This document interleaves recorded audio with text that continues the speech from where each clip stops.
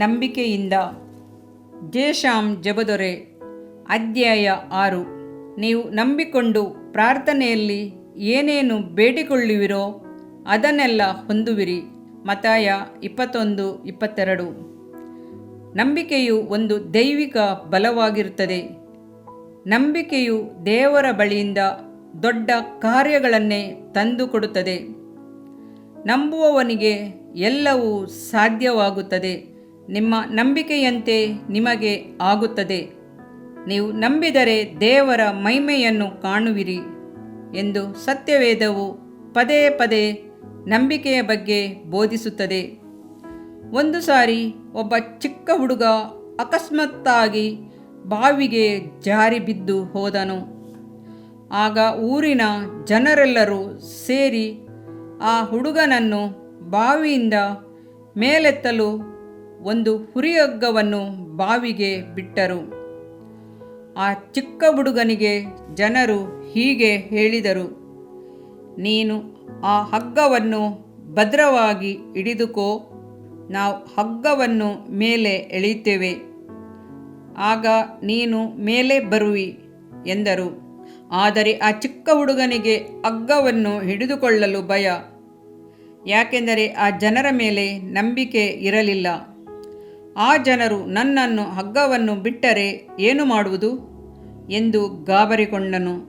ನಂತರ ಹುಡುಗ ಕೇಳಿದ, ಹಗ್ಗವನ್ನು ಹಿಡಿದುಕೊಂಡಿರುವುದು ನನ್ನ ತಂದೆಯೋ ಎಂದು. ತಕ್ಷಣ ಹುಡುಗನ ತಂದೆಯನ್ನು ಕರೆತರಲು ಹೇಳಿ ಕಳುಹಿಸಿದರು. ನಂತರ ತಂದೆಯು ಓಡಿ ಬಂದರು. ಅವರು ಅಷ್ಟು ಬಲಶಾಲಿಯಲ್ಲ, ಬಡಕಲಾಗಿದ್ದರು. ಚರ್ಮ ಮೂಳೆ ಮಾತ್ರ ಕಾಣುತ್ತಿತ್ತು. ಆದರೆ ಆ ಚಿಕ್ಕ ಹುಡುಗನಿಗೆ ತನ್ನ ತಂದೆಯು ಹಗ್ಗದ ಒಂದು ಕೊನೆಯನ್ನು ಹಿಡಿದುಕೊಂಡಿರುವವರು ಎಂಬ ನಂಬಿಕೆಯಿಂದ ಹಗ್ಗ ಹಿಡಿದುಕೊಂಡು ಮೇಲೇರಿ ಬಂದನು. ನಂಬಿಕೆ ಎಂದರೇನು? ಕರ್ತನ ಮೇಲೆ ಇಡುವ ನಂಬಿಕೆಯೇ ವಿಶ್ವಾಸವಾಗಿದೆ. ಮೊಣಕಾಲೂರಿ ಪ್ರಾರ್ಥಿಸುವಾಗೆಲ್ಲ ಹಗ್ಗದ ತುದಿಯ ಕೊನೆಯಲ್ಲಿ ಕರ್ತನು ನಿಂತುಕೊಂಡಿರುವುದನ್ನು ನಂಬಿರಿ. ಪರಲೋಕ ಮತ್ತು ಭೂಮಿಯನ್ನು ಒಂದಕ್ಕೊಂದು ಸೇರಿಕೊಂಡು ಆತ್ಮನಾದಾತನು ಒಂದು ಹಗ್ಗದ ರೂಪದಲ್ಲಿರುವವನು. ಮತ್ತೊಂದು ತೀರದಲ್ಲಿ ನಮ್ಮ ಪ್ರಾರ್ಥನೆಯನ್ನು ಕೇಳಿ ಉತ್ತರವನ್ನು ಕೊಡಲು ಬಹಳ ಕಾತುರವುಳ್ಳವನಾಗಿ ಕಾದಿರುವನು. ನಂಬಿಕೆ ಇಲ್ಲದೆ ದೇವರನ್ನು ಮೆಚ್ಚಿಸುವುದು ಅಸಾಧ್ಯ. ದೇವರ ಬಳಿಗೆ ಬರುವವನು ದೇವರು ಇದ್ದಾನೆ ಮತ್ತು ತನ್ನನ್ನು ಹುಡುಕುವವರಿಗೆ ಪ್ರತಿಫಲವನ್ನು ಕೊಡುತ್ತಾನೆ ಎಂದು ನಂಬುವುದು ಅವಶ್ಯ. ಇಬ್ರಿಯ 11:6. ಸತ್ಯವೇದದಲ್ಲಿ ಬರ್ತಲೋಮಯ ಎಂಬ ಹುಟ್ಟುಕುರುಡನು ಹೇಗೆ ಯಾವ ರೀತಿ ನಂಬಿಕೆಯಿಂದ ದೇವರನ್ನು ನೋಡಿ ಬೇಡಿಕೊಂಡನು ಎಂಬುದನ್ನು ನೋಡಿರಿ. ಬೇರೆಯವರು ಆತನನ್ನು ಗದರಿಸಿ ತಡೆದರು, ಅವನು ಪ್ರಾರ್ಥನೆಯನ್ನು ನಿಲ್ಲಿಸಲೇ ಇಲ್ಲ. ದಾವಿದನ ಕುಮಾರನೇ, ನನ್ನನ್ನು ರಕ್ಷಿಸು ಎಂದು ಗಟ್ಟಿಯಾಗಿ ಕೂಗಿಕೊಂಡನು. ಕರ್ತನು ಅವನನ್ನು ಬರಲು ಹೇಳಿದಾಗ ತಕ್ಷಣ ಆ ಕುರುಡನು ತನ್ನ ವಸ್ತ್ರವನ್ನು ಬಿಸಾಡಿ ಓಡಿ ಬಂದನು. ಯಾಕೆ ಆ ವಸ್ತ್ರವನ್ನು ಬಿಸಾಡಿದ? ಅದೇ ನಂಬಿಕೆ. ಆ ದಿನಗಳಲ್ಲಿ ಕುರುಡರಿಗೆಂದೇ ಒಂದು ವಸ್ತ್ರವು ಕೊಡಲ್ಪಟ್ಟಿತು. ಆ ವಸ್ತ್ರವನ್ನು ಧರಿಸಿಕೊಂಡಿದ್ದವರನ್ನು ನೋಡಿ ಗಾಡಿಗಳೋ ರಥಗಳೋ ಅಥವಾ ಕುದುರೆಗಳಿಂದಲೋ ಬರುವವರು ಇವರನ್ನು ನೋಡಿ ಒಂದು ಮಗ್ಗಲಿಗೆ ಸರಿದು ಹೋಗುತ್ತಿದ್ದರು.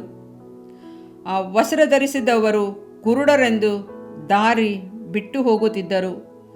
ಯೇಸು ಅವನನ್ನು ಕರೆದಾಗ ಆ ಕುರುಡನು ತನ್ನ ಕಣ್ಣುಗಳು ಕಾಣುತ್ತವೆ ಎಂದು ನಂಬಿ ಮೊದಲೇ ತನ್ನ ವಸ್ತ್ರವನ್ನು ಬಿಸಾಡಿ ಓಡಿ ಬಂದು ಯೇಸುವಿನ ಬಳಿ ದೃಷ್ಟಿಯನ್ನು ಹೊಂದಿದನು. ಇದರಿಂದ ನಿನ್ನ ದೇಹಕ್ಕೆ ಆರೋಗ್ಯವು, ಎಲುಬುಗಳಿಗೆ ಸಾರವು ಉಂಟಾಗುವವು. ಜ್ಞಾನೋಕ್ತಿಗಳು 3ನೇ ಅಧ್ಯಾಯ 8ನೇ ವಾಕ್ಯ. ಪ್ರಿಯ ವೀಕ್ಷಕರೇ ಮತ್ತು ಕರ್ತನಲ್ಲಿ ಸಹೋದರ ಸಹೋದರಿಯರೇ, ನೀವು ನಮ್ಮ ಈ ಕಾರ್ಯಕ್ರಮವನ್ನ ವೀಕ್ಷಿಸಿದ್ದಕ್ಕಾಗಿ ದೇವರ ನಾಮದಲ್ಲಿ ನಿಮಗೆ ವಂದನೆಗಳು. ದೇವರ ವಾಕ್ಯವು ನಮ್ಮ ಎಲುಬಿಗೆ ಬಲವೂ ಸಾರವೂ ಆಗಿದೆ. ಎಂದು ಸತ್ಯವೇದವು ಹೇಳುವಂತೆ ಈ ಕಾರ್ಯಕ್ರಮವು ನಿಮಗೆ ಆಶೀರ್ವಾದಕರವಾಗಿದೆ ಎಂದು ನಂಬುತ್ತೇವೆ. ಪ್ರಿಯ ವೀಕ್ಷಕರೇ, ನಮ್ಮ ಈ ಸೇವೆಗಾಗಿ ಪ್ರಾರ್ಥಿಸಿರಿ ಮತ್ತು ಎಲ್ಲಾ ಕಾರ್ಯಕ್ರಮಗಳನ್ನ ಇತರರೊಂದಿಗೆ ಶೇರ್ ಮಾಡಿರಿ. ಅದೇ ರೀತಿಯಾಗಿ ನಮ್ಮ ಈ ಯೂಟ್ಯೂಬ್ ಚಾನೆಲ್ ಅನ್ನು ಸಬ್ಸ್ಕ್ರೈಬ್ ಮಾಡಿರಿ ಹಾಗೂ ಲೈಕ್ ಮಾಡಿ. ನಿಮ್ಮ ಅನಿಸಿಕೆಗಳನ್ನು ಕಮೆಂಟ್ ಬಾಕ್ಸ್ನಲ್ಲಿ ನಮಗೆ ತಿಳಿಯಪಡಿಸಿ. ನಮ್ಮ ಸಂಖ್ಯೆ 7022104605. ಈ ಸಂಖ್ಯೆಗೆ ಕರೆ ಮಾಡಿರಿ. ಒಬ್ಬ ಪಾಪಿಯ ಪ್ರಾರ್ಥನೆ. ಯೇಸುವನ್ನು ರಕ್ಷಕನಾಗಿ ಅಂಗೀಕರಿಸಲು ಮಾಡಬೇಕಾದ ಪ್ರಾರ್ಥನೆ. ಪ್ರಿಯ ಪರಲೋಕದ ತಂದೆಯೇ, ಯೇಸುವಿನ ಹೆಸರಿನಲ್ಲಿ ನಾನು ನಿನ್ನ ಬಳಿಗೆ ಬಂದಿದ್ದೇನೆ. ನನ್ನ ಬಳಿಗೆ ಬರುವವರನ್ನು ನಾನು ತಳ್ಳಿಬಿಡುವುದೇ ಇಲ್ಲ. ಯೋಹಾನ 6:37 ಎಂದು ನಿನ್ನ ವಾಕ್ಯ ಹೇಳುತ್ತದಲ್ಲ. ಆದ್ದರಿಂದ ನೀನು ನನ್ನನ್ನು ತಳ್ಳಿಬಿಡದೆ ನನ್ನನ್ನು ಸೇರಿಸಿಕೊಳ್ಳುವಿ ಎಂದು ನನಗೆ ಗೊತ್ತಿದೆ. ಆದ್ದರಿಂದ ನಾನು ನಿನಗೆ ಸ್ತೋತ್ರ ಮಾಡುತ್ತೇನೆ. ನೀನು ನಿನ್ನ ವಾಕ್ಯದಲ್ಲಿ ನೀನು ಯೇಸುವನ್ನೇ ಕರ್ತನೆಂದು ಬಾಯಿಂದ ಅರಿಕೆ ಮಾಡಿಕೊಂಡು ದೇವರು ಆತನನ್ನು ಸತ್ತವರೊಳಗಿಂದ ಎಬ್ಬಿಸಿದನೆಂದು ಹೃದಯದಿಂದ ನಂಬಿದರೆ ನಿನಗೆ ರಕ್ಷಣೆಯಾಗುವುದು ಎಂತಲೂ ಕರ್ತನ ನಾಮವನ್ನ ಹೇಳಿಕೊಳ್ಳುವವರೆಲ್ಲರಿಗೆ ರಕ್ಷಣೆಯಾಗುವುದೆಂತಲೂ ಬರೆದಿದೆ. ರೋಮ 10:9 ವಾಕ್ಯ. ಯೇಸು ಕ್ರಿಸ್ತನು ದೇವಕುಮಾರನೆಂದು ನನ್ನ ಹೃದಯದಲ್ಲಿ ನಂಬುತ್ತೇನೆ. ನನ್ನನ್ನು ನೀತಿವಂತನನ್ನಾಗಿ ಮಾಡುವುದಕ್ಕಾಗಿ ಆತನು ಸತ್ತವರೊಳಗಿಂದ ಎಬ್ಬಿಸಲ್ಪಟ್ಟನು ಎಂದು ನಂಬುತ್ತೇನೆ. ನಾನು ಆತನ ನಾಮವನ್ನ ಹೇಳಿಕೊಳ್ಳುತ್ತೇನೆ. ಯೇಸುವೇ, ನೀನೇ ಕರ್ತನು. ತಂದೆಯೇ, ನೀನು ನನ್ನನ್ನು ರಕ್ಷಿಸಿದಿ ಎಂದು ನಾನು ನಂಬುತ್ತೇನೆ. ನಿನ್ನ ವಾಕ್ಯವು ಹೇಳುತ್ತದೆ, ಮನುಷ್ಯನು ಹೃದಯದಿಂದ ನಂಬುವುದರ ಮೂಲಕ ನೀತಿಯು ದೊರಕುತ್ತದೆ, ಬಾಯಿಂದ ಅರಿಕೆ ಮಾಡುವುದರ ಮೂಲಕ ರಕ್ಷಣೆಯಾಗುತ್ತದೆ. ರೋಮ 10:10. ನಾನೀಗ ನನ್ನ ಹೃದಯದಲ್ಲಿ ನಂಬುತ್ತೇನೆ ಹಾಗೂ ಯೇಸುವೇ ನನ್ನ ಕರ್ತನೆಂದು ಅರಿಕೆ ಮಾಡುತ್ತೇನೆ. ಆದುದರಿಂದ ನಾನೀಗ ರಕ್ಷಣೆ ಹೊಂದಿದ್ದೇನೆ. ಅಪ್ಪಾ ತಂದೆಯೇ, ನಿನಗೆ ಸ್ತೋತ್ರ. ಲೂಕನು ಬರೆದ ಸುವಾರ್ತೆ 11ನೇ ಅಧ್ಯಾಯದಲ್ಲಿ ಬರೆದಿರುವಂತೆ, ನಿಮ್ಮಲ್ಲಿ ತಂದೆಯಾದವನು ಮೀನನ್ನು ಕೇಳುವ ಮಗನಿಗೆ ಮೀನು ಕೊಡದೆ ಹಾವನ್ನು ಕೊಡುವನೆ? ಅಥವಾ ತತ್ತಿಯನ್ನು ಕೇಳಿದರೆ ಚೇಳನ್ನು ಕೊಡುವನೆ? ಹಾಗಾದರೆ ಕೆಟ್ಟವರಾದ ನೀವು ನಿಮ್ಮ ಮಕ್ಕಳಿಗೆ ಒಳ್ಳೆ ಪದಾರ್ಥಗಳನ್ನ ಕೊಡಬಲ್ಲವರಾದರೆ ಪರಲೋಕದಲ್ಲಿರುವ ನಿಮ್ಮ ತಂದೆಯು ತನ್ನನ್ನು ಬೇಡಿಕೊಳ್ಳುವವರಿಗೆ ಎಷ್ಟೋ ಹೆಚ್ಚಾಗಿ ಪವಿತ್ರಾತ್ಮ ವರವನ್ನ ಕೊಡುವವನಲ್ಲವೇ ಅಂದನು. ತಂದೆಯೇ, ನೀನು ಕೇಳಿಕೊಳ್ಳುವವರಿಗೆ ಪವಿತ್ರಾತ್ಮನ ವರವನ್ನು ಹೇರಳವಾಗಿ ಕೊಡುವಾತನಾಗಿದ್ದಿ. ಆದ್ದರಿಂದ ನನ್ನ ಮೇಲೆಯೂ ನಿನ್ನ ಆತ್ಮನನ್ನು ಸುರಿಸಬೇಕಾಗಿ ಬೇಡಿಕೊಳ್ಳುತ್ತೇನೆ. ಕೀರ್ತನೆ 81:10 ಬರೆದಿದೆ, ಅಗಲವಾಗಿ ಬಾಯಿದೆರೆಯಿರಿ, ಅದನ್ನು ತುಂಬಿಸುವೆನು. ಕರ್ತನೇ, ನನ್ನನ್ನು ಪವಿತ್ರಾತ್ಮನಿಂದ ತುಂಬಿದಂತ ನೀನು ನನ್ನನ್ನು ಅನ್ಯ ಭಾಷೆಯ ವರದಿಂದಲೂ ತುಂಬುವವನಾಗಿದ್ದಿ ಎಂದು ನಂಬುತ್ತೇನೆ. ಅದರಂತೆ ನಾನು ನನ್ನ ಬಾಯಿಯನ್ನು ತೆರೆದು ನಿನ್ನ ಸ್ತೋತ್ರ ಮಾಡುವಾಗ ಅನ್ಯ ಭಾಷೆಯ ಅಭಿಷೇಕದಿಂದ ನನ್ನನ್ನು ತುಂಬುವವನಾಗಿದ್ದಿ ಎಂದು ನಂಬುತ್ತೇನೆ. ಈಗ ನೀವು ನಿಮ್ಮ ಬಾಯಿಯನ್ನು ತೆರೆದು ಮಾತನಾಡುವಾಗ ಪವಿತ್ರಾತ್ಮನು ನಿಮ್ಮ ಬಾಯಿಯನ್ನು ತನ್ನ ಭಾಷೆಯಿಂದ ತುಂಬುವವನಾಗಿದ್ದಾನೆ. ಇದು ದೇವರ ಭಾಷೆಯಾಗಿದೆ. ಈ ಅಭಿಷೇಕವನ್ನ ಹೊಂದಿಕೊಳ್ಳಲು ನೀವು ನಿಮ್ಮ ಸ್ವರವನ್ನ ಉಪಯೋಗಿಸಬೇಕು.